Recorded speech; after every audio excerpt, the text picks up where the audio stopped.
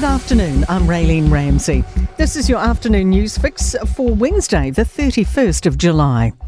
More than 400 science jobs are being axed as cost-cutting moves continue at Crown Research Institutes. GNS Science is the latest, with proposals today to disestablish more than 100 positions. 26 are currently vacant.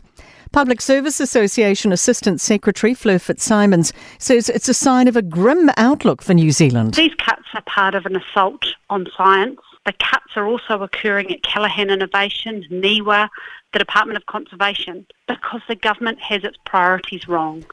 The government is casting doubt on damning independent advice on climate targets. The Climate Change Commission has published its first annual monitoring report on efforts to slash climate warming emissions. Almost all the coalition's climate policy risks not being delivered, and future emissions budgets and methane cutting targets are at threat.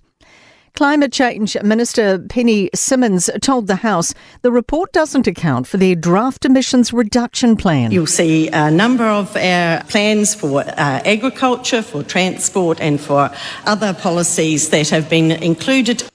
Hamas leader Ismail Haniyeh has been killed in Iran. The 62-year-old was born in a refugee camp near Gaza City and joined Hamas in the 1980s. CNN reports Hamas has issued a statement saying he was killed in an Israeli raid on his Tehran home. It says Haniyeh was in the capital for the inauguration of Iran's new president. CNN's Paula Hancock has more. There has been no claim of responsibility, but most suspicions are falling on Israel at this point. An emotional rollercoaster for Wintec nursing graduates in Waikato offered jobs before the email was quickly withdrawn. Health New Zealand has apologised for mass emailing regional placement offers, recalled within 5 minutes. One graduate told our newsroom they now feel left in the lurch. Chloe Swarbrick says she stands by Green MP who claimed many New Zealanders would feel safer alone with a patched gang member than a policeman. During a debate last night on government anti-gang legislation, Kahurangi Carter told the House people need to ask themselves why that is. Co-leader Swarbrick says MPs and press gallery members challenging the comment should speak with Māori communities. The point Kahurangi Carter was making is that very clearly the police and many state agencies do not have the trust of many of our communities, particularly Māori communities. To sport, and the New Zealand women's sevens team believe the dynasty will continue after back-to-back Olympic gold medals. With Michaela Blyde, certain retirements will simply give a new crop of legends opportunities.